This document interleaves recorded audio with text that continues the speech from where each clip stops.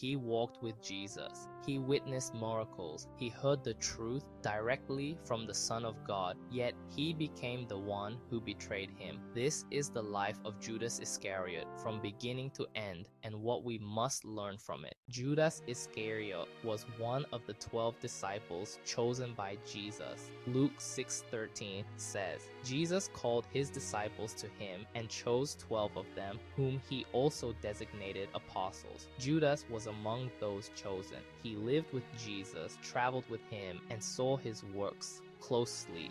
However, the Bible reveals an important detail about his character. John 12:6 says, he was a thief. As keeper of the money bag, he used to help himself to what was put into it. This shows that his downfall did not begin suddenly. It began with hidden sin. As time passed, Judas allowed his heart to move away from truth. Then Satan entered Judas, called Iscariot, one of the 12. Judas then went to the chief priest and made a decision. What are you willing to give me if I deliver him over to you?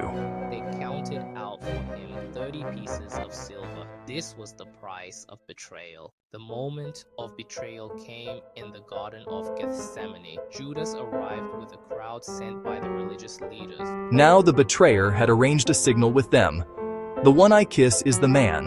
Arrest him. Going at once to Jesus, Judas said, "Greetings, Rabbi," and kissed him.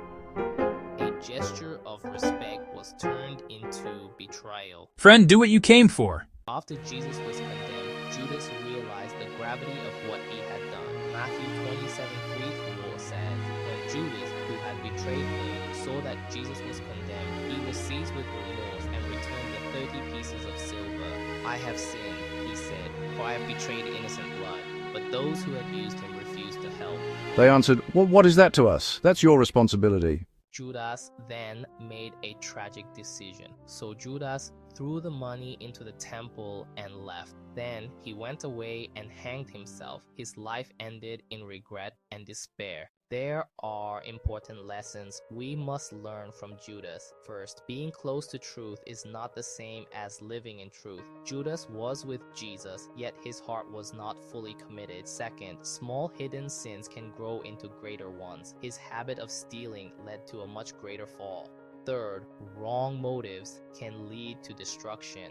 Following God for personal gain will not lead to true faith. Fourth, remorse alone is not enough. Judas felt regret, but he did not turn back to God for forgiveness. It is important to compare Judas with Peter. Peter also failed. He denied Jesus 3 times, but Peter repented and returned. Judas did not. This shows the difference between repentance and despair. Judas began as a disciple, but ended in tragedy. His story teaches us to guard our hearts, stay sincere, and remain faithful, because in the end, what matters is not how we start, but how we finish.